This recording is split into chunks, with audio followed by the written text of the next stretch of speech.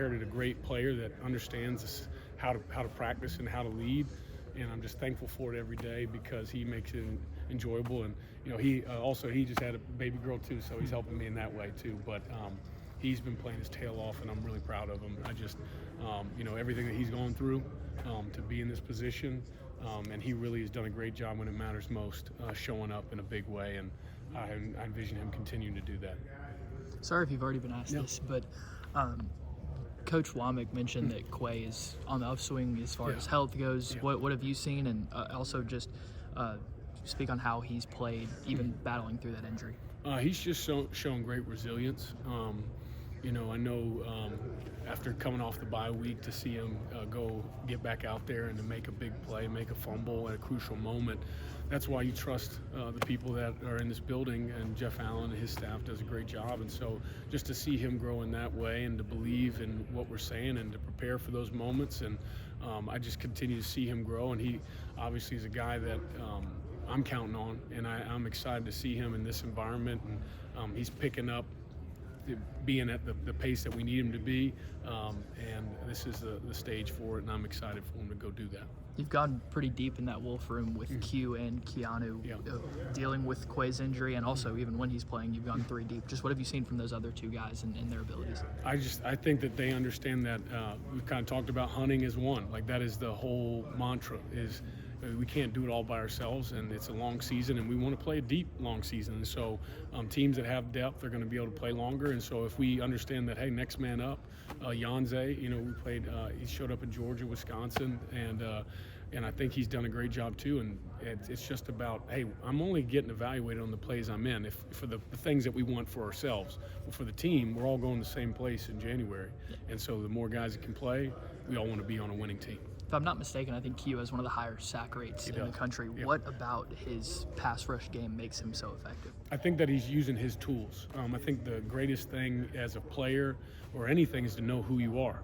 LT Overton's one guy. He's a different build, different skill set.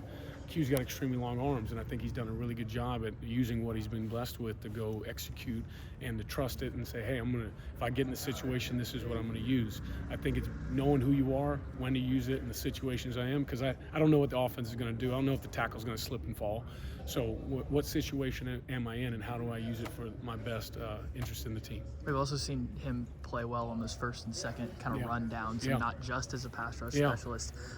Just where have you seen his improvement in those areas? I think it's been his mentality. I think a lot of I said confidence at the beginning. It's knowing that I can do this. I think he's mastered what he needs to do for him. He's a long guy, tall guy. It means you got to bend a little bit more than other guys because you're on a level playing field.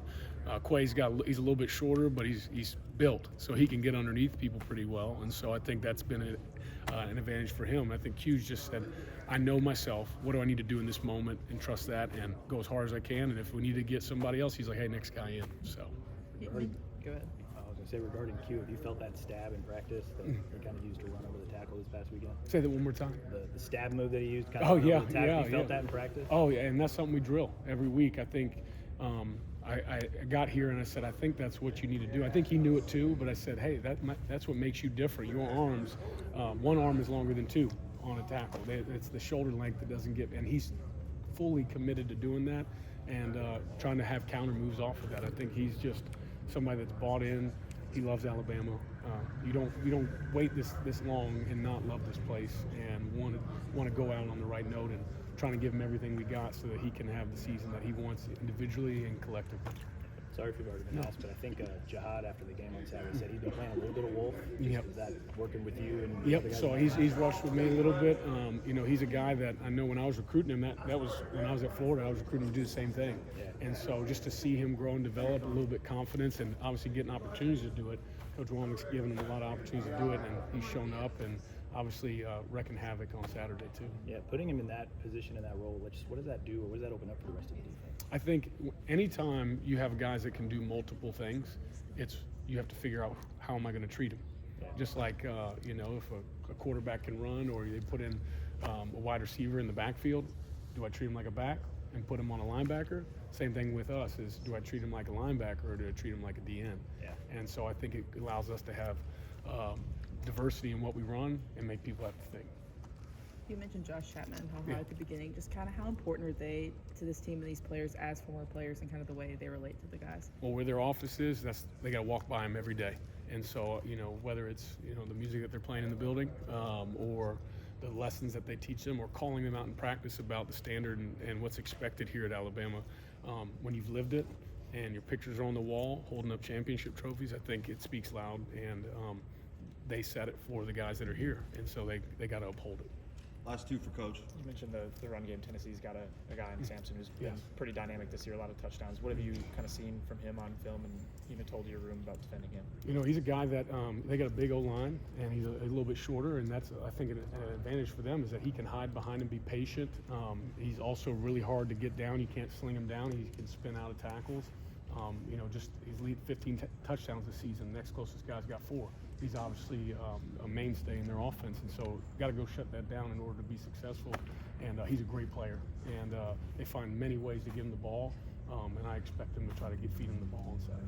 What are the challenges in defending this run game when they use such spread out formations with guys close to the boundary? I think a lot of times there's 2 plays going on, the perimeter and the core. And so we always start about starting inside out and making them make those long throws. And he's a great quarterback that can make all those. But if we can make them go east-west and obviously play everything in front of us as best as we can and make the game slow down, I think that's something that they want to go fast-paced. They got a lot of great players.